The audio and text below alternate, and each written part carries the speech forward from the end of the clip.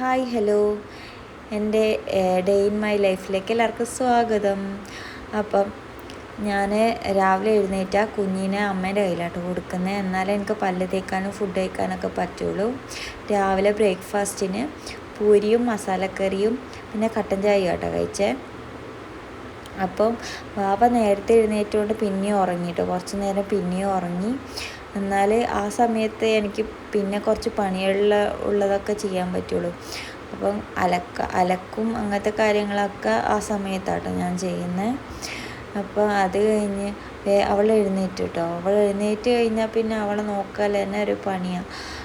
അവിടെ T V കാണാൻ എല്ലാവരും ഇരുന്നപ്പോൾ ആടെ ഇരുന്ന് കളിക്കുക കേട്ടോ. അവൾ ടി വി ഒന്നും നോക്കത്തില്ല, നമ്മളെല്ലാം മുഖത്ത് നോക്കി കളിച്ചുകൊണ്ടിരിക്കും. പിന്നെ ഉച്ച വരെ അങ്ങനെ സമയം പോയി. പിന്നെ ഉച്ചക്ക് ചോറിന് ഇന്ന് കുറേ കറികളുണ്ട് കേട്ടോ. പയറ് തോരൻ, ചിക്കൻ കറി, ഫിഷ് ഫ്രൈ, പിന്നെ അയിലക്കറി, പിന്നെ മുളകിട്ടത്, അച്ചാർ, ഇന്ന് കുറേ കറികളൊക്കെ ഉണ്ട് കേട്ടോ. അപ്പം ഞാൻ ഫുഡ് കഴിക്കലാണ്. പിന്നെ ഇന്ന് വെച്ചാൽ ഇന്ന് വൈകുന്നേരം അമ്പലത്തിൽ പോകാനുണ്ട്, കടലായി അമ്പലത്തിൽ പോകാനുണ്ട്.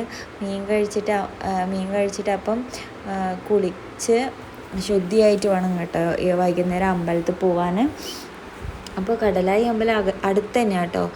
എൻ്റെ വീട് ഇപ്പം നാറാത്താണ്. നാറാത്തുനിന്ന് പുതിയതൊരു അടുത്താട്ടോ, അവിടെയാണ് കേട്ടോ അമ്പലം. അപ്പം ഞാൻ റെഡിയാവുകയാണ് കേട്ടോ അമ്പലത്തിൽ പോകാൻ വേണ്ടിയിട്ട്. ഞാനും അമ്മയും അമ്മമ്മയും കുഞ്ഞുമണിയുമാണ് കേട്ടോ പോകുന്നത്. അപ്പം ഞങ്ങൾ ഓട്ടോ വിളിച്ചിട്ടുണ്ട് കേട്ടോ, ഓട്ടോനാണ് പോകുന്നത്. അപ്പം ഞങ്ങൾ റെഡിയായിട്ട് ഓട്ടോന് വേണ്ടി വെയിറ്റ് ചെയ്യുവാണ്. അപ്പോൾ ഓട്ടോ വന്നു, ഞങ്ങൾ പോവുകയാണ് കേട്ടോ അങ്ങോട്ടേക്ക്. അപ്പം കുഞ്ഞുമണിക്ക് ഇന്ന് ചാടിയൊന്നുമില്ല. അവളെ പുറത്തൊക്കെ നോക്കിയിട്ട് കണ്ടുകൊണ്ട് ഇരിക്കുക കേട്ടോ. കടലായി അമ്പലത്തിൻ്റെ പ്രത്യേകതയുണ്ട് കേട്ടോ. എൻ്റെ കല്യാണം അവിടെയാണ് കേട്ടോ നടന്നത്. എൻ്റെ 10 വർഷത്തെ പ്രണയത്തിനൊടുവിൽ വീട്ടുകാരൊക്കെ സമ്മതിച്ച് നടത്തിയൊരു കല്യാണം കേട്ടോ എൻ്റെത്. അപ്പം പൊന്നുമണി ആദ്യമായിട്ട് കേട്ടോ അമ്പലത്തിലേക്ക് വരുന്നത്. അവിടെ വലിയ തിരക്കൊന്നും ഉണ്ടായിരുന്നില്ല. വ്യാഴാഴ്ച പൊതുവെ തിരക്കുള്ള ദിവസമാണ്, പക്ഷേ ഇന്ന് വലിയ തിരക്കൊന്നും ഉണ്ടായിരുന്നില്ല. അപ്പം ഉള്ളിൽ കയറി പ്രാർത്ഥിക്കാൻ പറ്റും കേട്ടോ. ഇന്ന് നട തുറന്നിട്ട് കണ്ടു.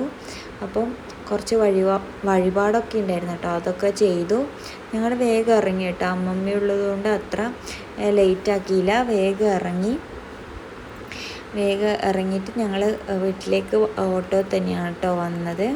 അപ്പം വീട്ടിൽ വന്നിട്ട് പ്രത്യേകിച്ചൊന്നും ഞാൻ ചെയ്തില്ല കേട്ടോ. ചായ കുടിച്ചു, പിന്നെ ഒന്നും കഴിച്ചിട്ടൊന്നുമില്ല.